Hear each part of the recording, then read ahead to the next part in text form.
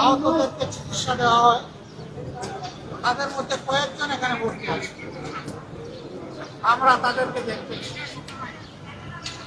আর এখানে সব মিলিয়ে 25 জন চিকিৎসা দিয়েছে। কেন এমনটা করে? নির্বাচনী প্রচারণা ইনশাল্লাহ আগামীকাল থেকে শুরু হবে। আমরা দেশে একটা শান্তিপূর্ণ একটা সুষ্ঠু নির্বাচন ছিল, এই নির্বাচনে জনগণের প্রতিফলন করবে, মানুষ স্বস্তির সাথে ভোট দিতে পারবে, কোনো ভয় ভীতির পরিবেশ থাকবে না, এমন একটা নির্বাচন আমরা চাচ্ছি।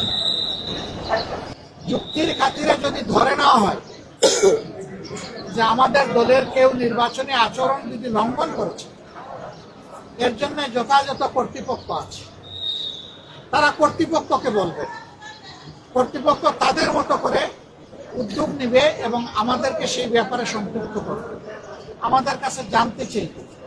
আরো অনেক পদক্ষেপ নেওয়ার তাদের এখতিয়ার আছে, কিন্তু কোনো ব্যক্তি বা দলের কোনো ধরনের কোনো এখতিয়ার নাই এই ব্যাপারে কোনো মব সৃষ্টি করার। আমরা এই নোংরা মবের নিন্দা জানাই এবং আমরা দেখতে চাই যে মব যেন এখানেই শেষ হয়। মনে রাখবেন, দুনিয়ার মানুষ এখন অনেক সচেতন, মব করে জনমত এখন প্রভাবিত করার দিন শেষ। সবাই জনগণের কাছে যাবে, নিজের বক্তব্য নিয়ে যাবে,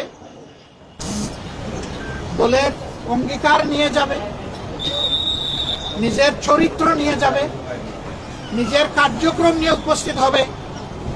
জনগণ অতীত বর্তমান বিবেচনা করে ভবিষ্যতে কার উপর আস্থা রাখবে সেই সিদ্ধান্ত। আমাদের অঙ্গীকার একেবারেই স্পষ্ট, আমরা একটা দুর্নীতি দুঃশাসন মুক্ত ন্যায় ইনসাফ ভিত্তিক আমরা একটা সমাজ গড়তে চাই, যেই সমাজে ফ্যাসিজম আর ফিরে আসবে না।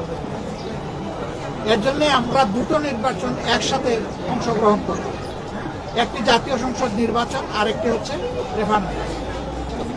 আজকে আমি নির্বাচনের ব্যাপারে কিছু বলবো না, এটা আচরণবিধির লঙ্ঘন হবে, ওটা কালকে থেকে বলা শুরু করবো ইনশাআল্লাহ। কিন্তু শুধু এই আসনে না, 300 আসনে যারা নির্বাচনে অংশগ্রহণ করছে তাদের সকলের প্রতি আমাদের অনুরোধ, প্লিজ জনগণের প্রতি আস্থা রাখুন, জনগণকে শান্তিপূর্ণভাবে সিদ্ধান্ত নিয়ে তার ভোট তার পছন্দ মতো প্রতীক এবং বাক্সে পৌঁছানোর সুযোগ দিন। এর মাধ্যমে যেই নির্বাচিত হয়ে আসবে সকল রাজনৈতিক দলের দায়িত্ব হবে তাকে সহযোগিতা করা।